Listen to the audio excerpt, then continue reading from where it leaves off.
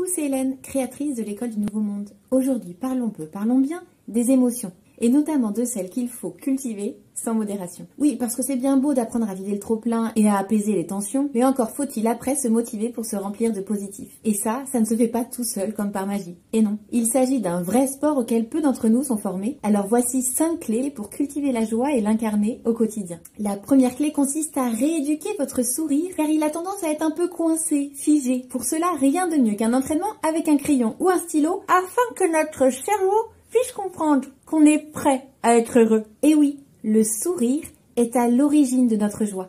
Tu savais ça?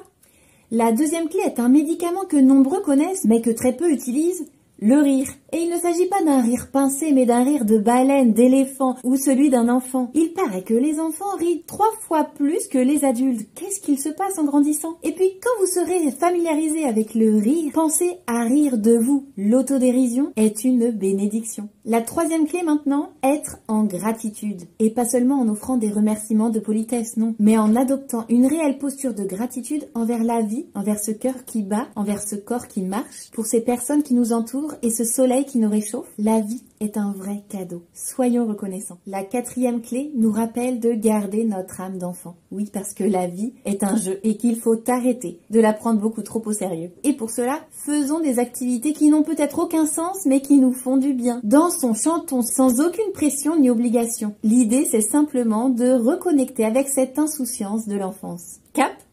Et enfin, la cinquième clé nous encourage à rembobiner le fil de notre journée ou de notre année pour repérer le positif que l'on a vécu. Mais oui, parce qu'ils sont nombreux les moments qui nous ont rendus heureux et qu'on les oublie bien trop vite. Il va donc nous falloir apprendre à changer d'angle de vue pour repérer le positif dans nos vies. Vous allez voir, ça vaut le coup. Allez, au moins 3 kiffs par jour. Vous êtes prêts à les noter ? Voilà pour cette deuxième vidéo sur les émotions.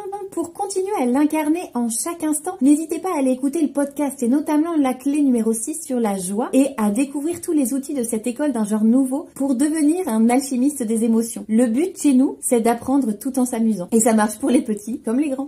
La prochaine fois, vous découvrirez des clés pour prendre soin de nos relations affectives, mais aussi sexuelles. J'en profiterai pour lever quelques tabous et vous dire le fond de ma pensée. Attention, ça risque de déranger certains clichés. Allez, ciao!